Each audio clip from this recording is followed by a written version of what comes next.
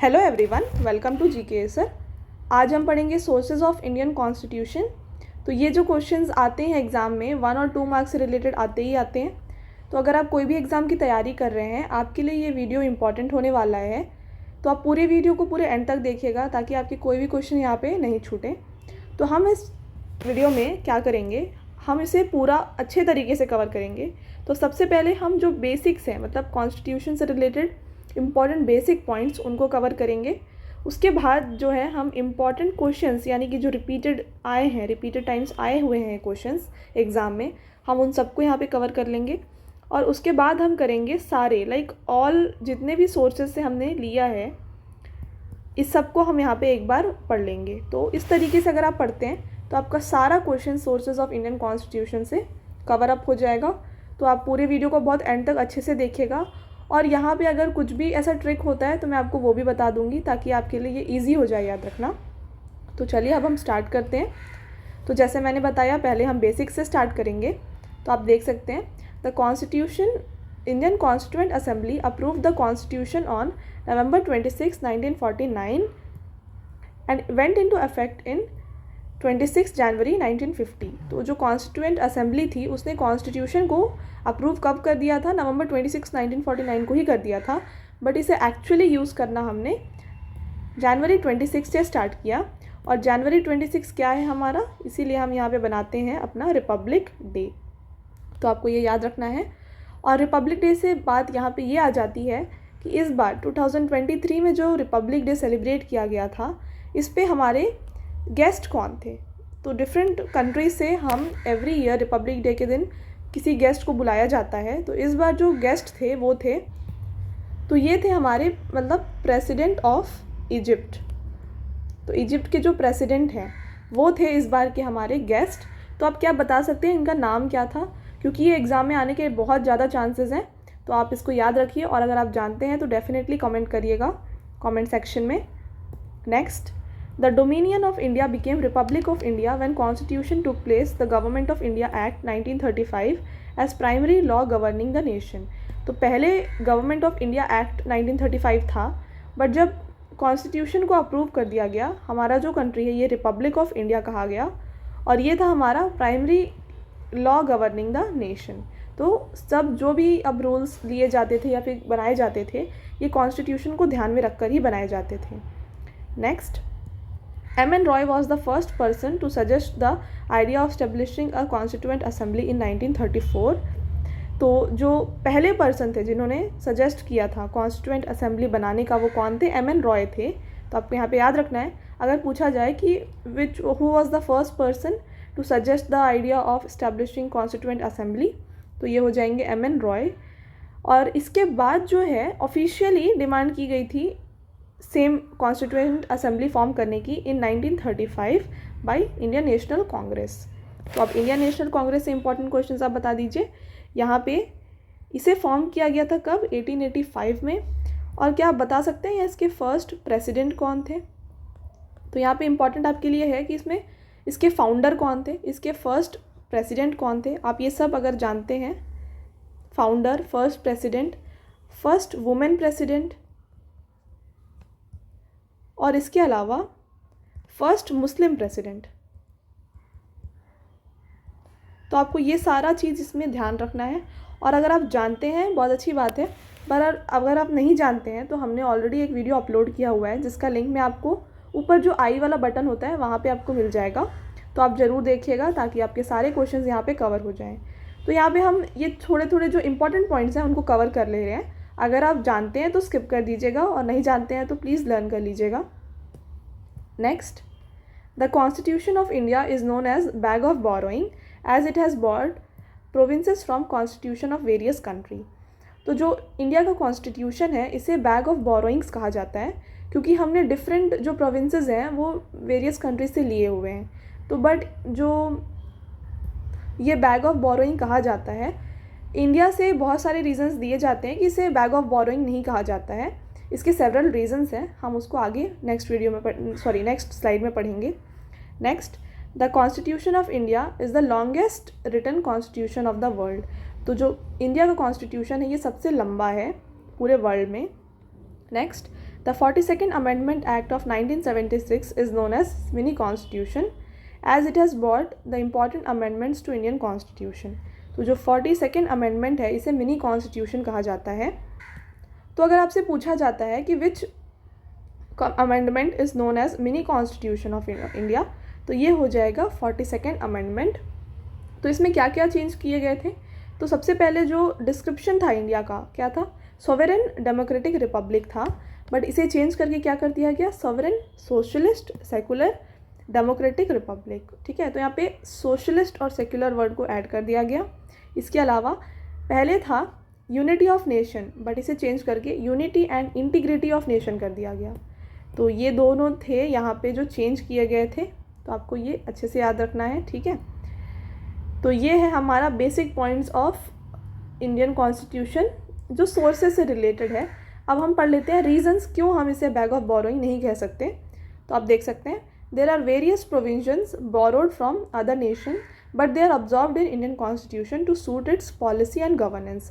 तो हमने different policies या फिर प्रोविजंस को लिया है डिफरेंट नेशन से, बट उनको हमने इस तरीके से ढाल दिया जो हमारे मतलब जो पॉलिटी और गवर्नेंस है उसे सूट करे।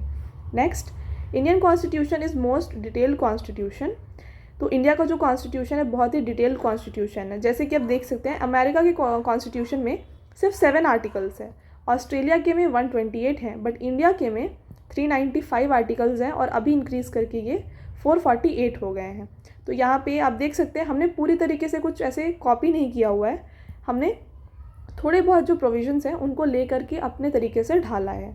Next, India's constitution is unique in its content and spirit. तो ये थोड़ा यूनिक है इन content. Next, it is drafted considering the historical perspective of India's nationalist struggles, the geographical diversity of India and it's tradition. तो यहाँ पे हमने इसे जो है अपने जितने भी हिस्टोरिकल पर्सपेक्टिव है या फिर जो नेशनल स्ट्रगल्स रहे थे इन सबको ध्यान में रख के अपना इंडियन कॉन्स्टिट्यूशन को बनाया है। तो इसलिए ये कहा जा सकता है कि हम इसे बैग ऑफ बोरोइंग नहीं कह सकते। ठीक है, तो ये सिर्फ आपको सिर्फ समझने के लिए मैंने बताया है, ये आपसे एग्ज़ाम में नहीं पूछा जा रहा है फ़िलहाल। जस्ट अगर आप चाहते हैं तो पढ़ सकते हैं। ठीक है, नेक्स्ट, तो अब हम स्टार्ट करते हैं अपने इम्पॉर्टेंट MCQs। यहाँ पे जितने भी MCQs हैं ये सारे मोस्ट इम्पॉर्टेंट MCQs हैं जो रिपीटेड है एग्ज़ाम्स में। तो आप पूरे वीडियो को अच्छे से देख लीजिएगा। हम स्टार्ट करते हैं। The concept of nomination of member of Rajya Sabha is taken from. तो जो राज्यसभा के मेंबर्स को नॉमिनेट किया जाता है ये किस कॉन्स्टिट्यूशन से लिया गया है? ये लिया गया है फ्रॉम आयरलैंड के कॉन्स्टिट्यूशन से। Next, the rule of law is taken from. तो रूल ऑफ लॉ कहाँ से लिया गया है? ये लिया गया है फ्रॉम UK। तो मैं यहाँ पे आपकी कोई भी इंपॉर्टेंट टिक नहीं कर रही हूँ क्योंकि यहाँ पे मैंने सिर्फ 10 और 15 क्वेश्चंस लिए हैं जो कि मोस्ट इम्पॉर्टेंट हैं। Next, the concept of impeachment was borrowed from. तो इम्पीचमेंट का कॉन्सेप्ट ये बहुत बार पूछा गया है, ये कहाँ से लिया गया है? ये लिया गया है USSR से। तो ये जो है ये रशिया का कॉन्स्टिट्यूशन है, USSR मतलब Russia. Next, the idea of liberty equality and fraternity was framed from. Very very important question. तो लिबर्टी इक्वालिटी और फ्रेटर्निटी जो है ये कहाँ से लिया गया है? किस कॉन्स्टिट्यूशन के उससे लिया गया है? ये लिया गया है फ्रॉम फ्रांस। ठीक है, next, directive principles of state policy was borrowed from. तो डायरेक्टिव प्रिंसिपल को कहाँ से लिया गया है? ये लिया गया है from Ireland. Next, the federation with strong centre was borrowed from. तो फेडरेशन फॉर स्ट्रॉन्ग सेंटर ये कहाँ से लिया गया है? ये लिया गया है from Canada. Next question, the concept of concurrent list is borrowed from. तो कॉन्करेंट लिस्ट कहाँ से लिया गया है? वेरी वेरी इंपॉर्टेंट, ये लिया गया है from Australia. Next question, method of election of president is taken from. तो method of election of president कहाँ से लिया गया है? ये लिया गया है from Ireland. Next question, the suspension of fundamental right during emergency was borrowed from. तो जब एमरजेंसी होती है उस टाइम पे फंडामेंटल राइट्स को सस्पेंड किया जाता है। ये जो है ये कहाँ से लिया गया है? किस कॉन्स्टिट्यूशन से? ये लिया गया है from Germany. Next question, from which countries constitution procedure established by law is taken. तो प्रोसीजर स्टेब्लिश्ड बाय लॉ ये जो है कहाँ से लिया गया है, किस कंट्री से? ये लिया गया है फ्रॉम जापान। तो ये सिर्फ जापान से सिर्फ हमने एक ही लिया है और यही है ये, तो आप इसको एक है तो आप याद रख सकते हैं। Next, from where fundamental duties are taken. तो फंडामेंटल ड्यूटीज़ को कहाँ से लिया गया है? ये लिया गया है फ्रॉम यूएसएसआर। तो यूएसएसआर जो है रशिया है, मैंने ऑलरेडी बताया। Next, from which countries constitution fundamental rights are taken. तो फंडामेंटल राइट्स जो है ये किस कॉन्स्टिट्यूशन से लिया गया है? ये लिया गया है from USA. Next question, which of the following is taken from UK's constitution. तो हमने जो मेजर पोर्शन जो प्रोविजंस हैं उनको लिया है फ्रॉम यूके। तो यहाँ पे ये बता सकते हैं कौन कौन सा यूके से लिया गया है।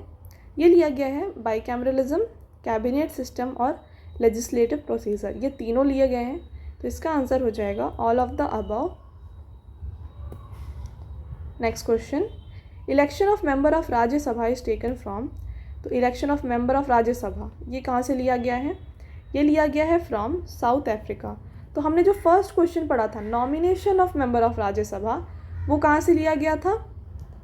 वो लिया गया था फ्रॉम आयरलैंड। तो आप डिफरेंस है यहाँ पे याद रखिएगा, वो था क्या? नॉमिनेशंस, और ये क्या है? Election of members. तो ये जो है ये साउथ अफ्रीका से लिया गया है। नेक्स्ट, तो ये थे हमारे सारे इंपॉर्टेंट क्वेश्चंस। तो मैंने जैसे बताया आपको, मैंने सिर्फ 10 to 12 क्वेश्चंस ही लिए थे इंपॉर्टेंट वाले, तो ये सब आप याद रख लीजिएगा। इसके अलावा आप देख सकते हैं यहाँ पे, तो हमने यूएसए से क्या क्या लिया हुआ है, तो आप देख सकते हैं यहाँ पे कौन कौन सी कंट्रीज से हमने लिया है। यूएसए से, साउथ अफ्रीका, यूके, आयरिश या फिर Ireland, Japan, Australia, France, Germany, USSR और कनाडा। तो यूएसएसआर जो है इसका फुल फॉर्म एक्चुअली ये रशिया है, सोवियत यूनियन जो होता है वो। इसके अलावा जो जर्मनी है इसे वेमार कॉन्स्टिट्यूशन भी कहा जाता है। तो आप अगर वेमार करके ऑप्शन आता है तो आप कंफ्यूज मत होइएगा, ठीक है। और जो गवर्नमेंट ऑफ इंडिया एक्ट था, मतलब कॉन्स्टिट्यूशन से पहले हमारे पास गवर्नमेंट ऑफ इंडिया एक्ट था, तो वहाँ से भी हमने कुछ डिफरेंट लिए हुए हैं प्रोविजंस। तो आप देख सकते हैं यहाँ पे पहले यूएसए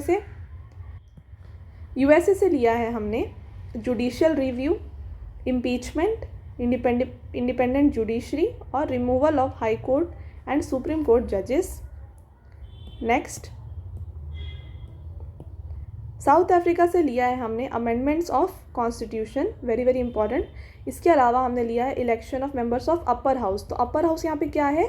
राज्यसभा। तो हमने ऑलरेडी पढ़ा कि अपर हाउस यानी राज्यसभा के इलेक्शन जो होते हैं वो साउथ अफ्रीका से लिए गए हैं, और जो nomination of members of Rajya Sabha ये लिया गया है फ्रॉम आयरलैंड। आप यहाँ पे देख सकते हैं, ये रहा नॉमिनेशन जो है ये लिया गया है फ्रॉम आयरलैंड, और प्रेसिडेंट का इलेक्शन भी आयरलैंड से लिया गया है, और डायरेक्टिव प्रिंसिपल लिया गया है आयरलैंड से।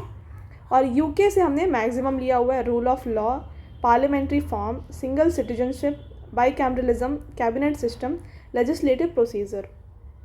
तो आप देख सकते हैं यहाँ पे छोटे छोटे जो एक वन वर्ड नेम्स हैं वो मतलब इस तरीके से आप याद रख सकते हैं। जस्ट ट्रिक है ये छोटा सा, कि जो वन वर्ड टाइप के नेम्स हैं ये हमने ब्रिटिश कॉन्स्टिट्यूशन से लिया हुआ है। बाकी आपको पढ़ना पड़ेगा, जस्ट आप इस तरीके से थोड़ा सा क्लू ले सकते हैं।